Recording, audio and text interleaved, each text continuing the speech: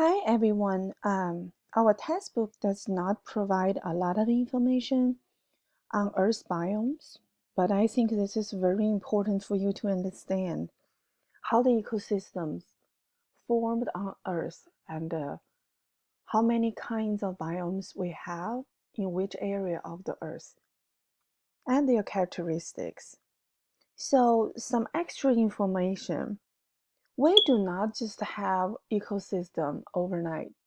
They takes a long time to evolve. This is a slide about primary succession online.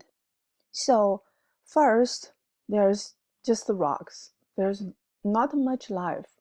So this pioneering community, which is lichens or lichens, you may call, they start to live on the rocks and break the rocks down. So the soil formed and the small perennial plants start to grow on the same soil. Eventually, after hundreds of years, we have a climax community formed, which is the shade-tolerant trees. And the climax community is a relatively stable, long-lasting community that is a result of succession. So what we've been seeing today is all sorts of climax communities on Earth. Another type of succession that is different from the primary succession.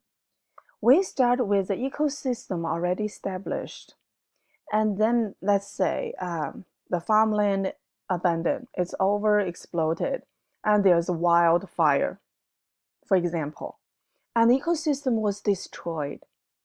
Then it regenerates, and interestingly, after a period of time, it goes back to exactly what it looks in the beginning.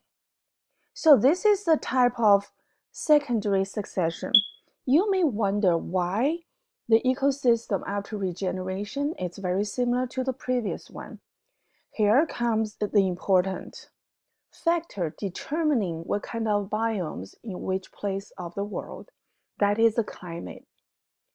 So there's a lot of factors in the climate, right? There's wind, there's current. Here we emphasize precipitation and temperature. I think this is vitally important for you to understand. Those two factors are shaping all the biomes all over the world. So again, biomes are terrestrial climax communities with wide geographic distributions. And the two primary factors are temperature and precipitation.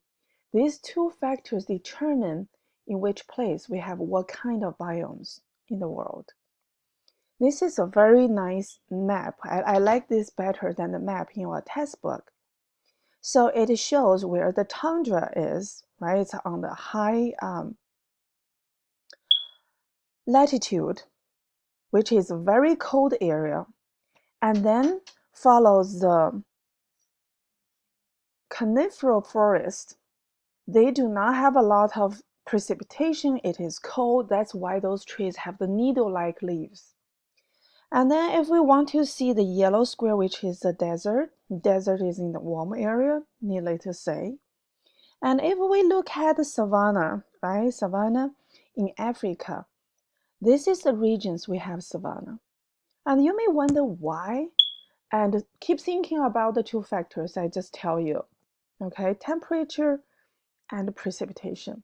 This is a very nice graph showing you how the temperature affects the different biomes. The coldest we can see, coldest region is tundra. And the warmest, we have desert, we have tropical dry forest and the tropical rainforest. The difference between the dry forest and the tropical rainforest is the precipitation. So if you see from dry to wet, that means the least precipitation, the most precipitation.